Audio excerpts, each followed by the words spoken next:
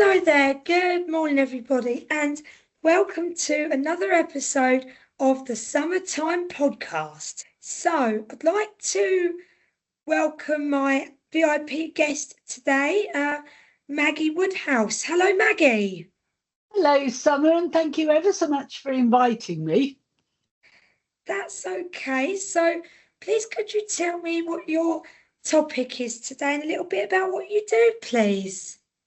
Well, I'm an optometrist, which means I test people's eyes for glasses and for any eye conditions they might have. And I've been specialising in testing the eyes of people with disabilities for over 40 years, a very long time. Sounds like you've had a lot of experience then, Maggie. Yes, I'd like to say I've seen it all, but my patients continue to surprise me. And what I must say is that everything I've learned from my patients. So, what was your favourite toy or present as a child? Oh my goodness, it has to be my teddy bear. I had him when I think I was 2, but he was with me throughout my entire childhood, and I still have him today. So he's well over 70 years old, and he's looking a bit threadbare. So I keep him in a glass cabinet so that he doesn't get any further damage. And that way you've still got those memories as well, but protected by glass. That's right, yes. And what's his name? Do you know, I don't think I ever gave him a name. That's quite unusual, isn't it?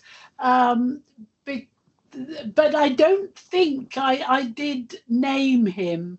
My son named his teddy bear, and I've still got my son's teddy bear.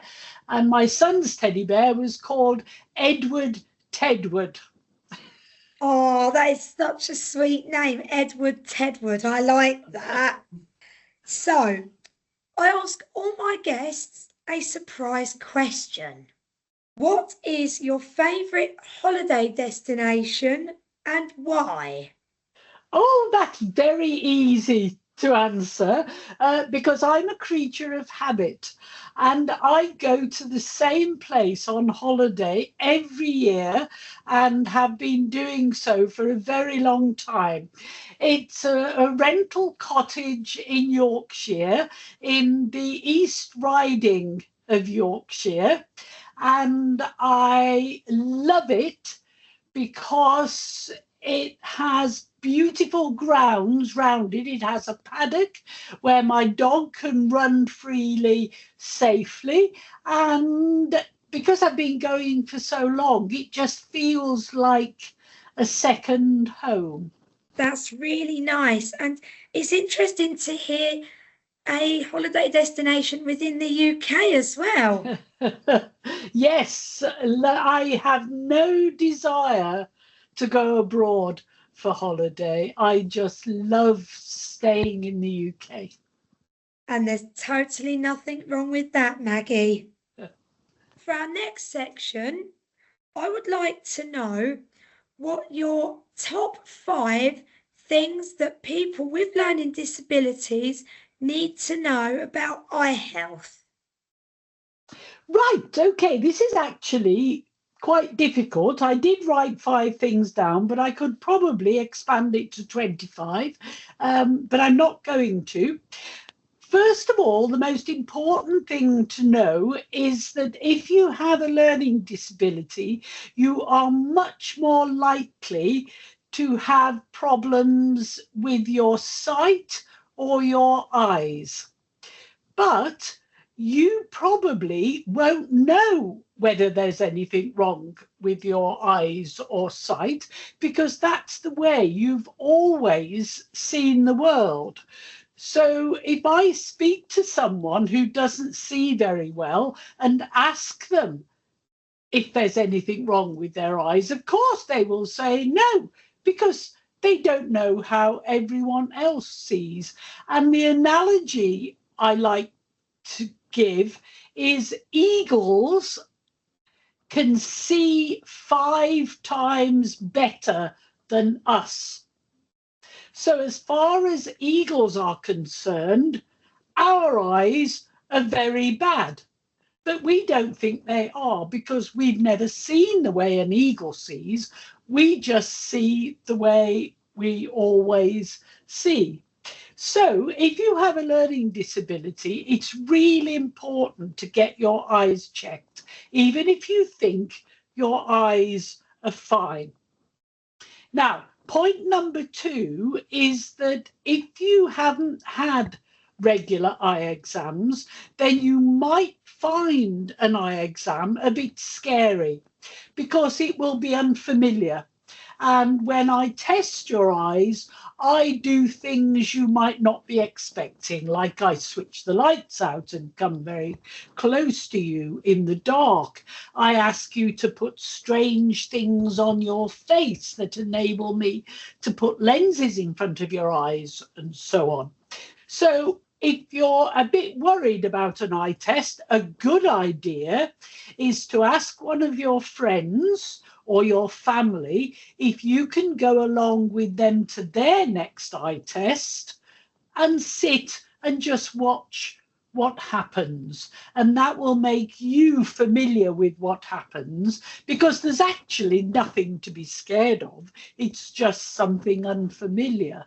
But if you go along and watch someone else, it will take all of that anxiety away. Now, the next thing is it's important to find a person to test your eyes who you like and can trust. So you need to ask around again, all your friends and all your family, about which optometrists or opticians they find nice to work with. And number 4 is when you wear glasses, if you need glasses, it can be very strange at first to get used to them. And if somebody tells you you have to wear your glasses all the time, tell them, I said that's rubbish. You need to wear your glasses when you want to, okay? When those glasses help you, that's when to wear them. And there's no need to wear them when you don't want to. And finally, just remember that seeing better, if you can see better, is great. And that's my top 5. Brilliant. Thank you very much for your top 5, Maggie. I found that very insightful. And I will just touch on one of the points you made about the concept of having an eye test being very scary when you first have one, because I've experienced that a few years ago, and I've now got an optician that I get on really well with, and he's even showed me the things he's going to be using before he does them to make it that little bit easier for me. That's great. I'm really pleased to hear that. And of course, if I was telling you the top 5 things that an eye care practitioner, an optometrist or an optician needs to know, that's one of the things I would have said. Always tell, or better still, show your patient what you're going to do. And remember that they may be anxious about it. So that's great that you found someone, and I hope you are recommending him to your friends. So, my next part for you is the VIJ, your very important joke. Right. Well, I'm actually not going to tell you a joke. I'm going to tell you my favourite poem. Okay. The poem was written by John Masefield, who's a very well-known poet, and adapted by Spike Milligan. And it goes like this. I must go down to the sea again, the lonely sea and the sky. I left my vest and socks there. I wonder if they're dry. That was a very nice, entertaining poem. So thank you for sharing that with us. Well, I'd like to say thank you to Maggie for joining us on this episode of Summertime. So thank you for coming today, Maggie.